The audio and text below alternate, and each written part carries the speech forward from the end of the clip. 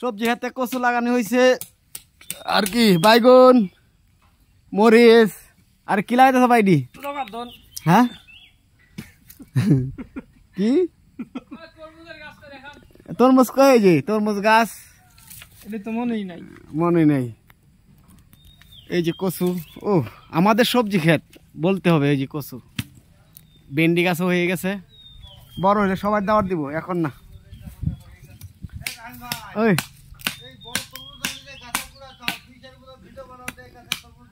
কই করুম তো তরমুজ নাই ওই কই গাছ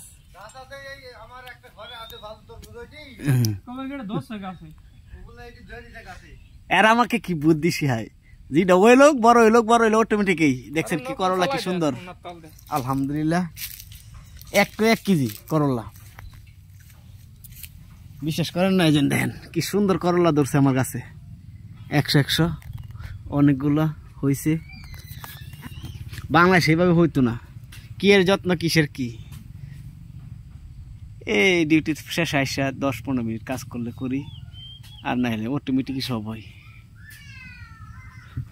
করলাগুলো কত সুন্দর যা লাগবো কুরিয়ার সার্ভিসে পাঠিয়ে দিব সমস্যা নেই আমার ছোট ভাই বলছে অনলাইনে অর্ডার করবার লাগে ফি আলে অর্ডার করবেন এই যে ভেন্ডি হয় প্রচুর আর কলা তো অভাবই নেই কত প্রকারের কলা যে আছে এই যে কলা ধরছে আবার এই যে করলা গাছ আরেকটা লাগাইছি ভেন্ডিগুলা বড় হইতাছে আর সপ্তাহের ভিতরে ধরবে ভেন্ডি এই যে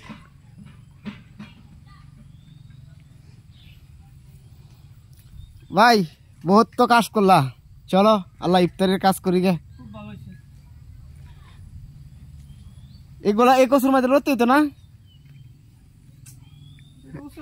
হ্যাঁ আমি এই লতি গাছ কি কচু হইব লতি হইব কচু গাছে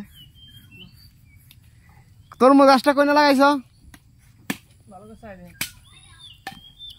কই এটা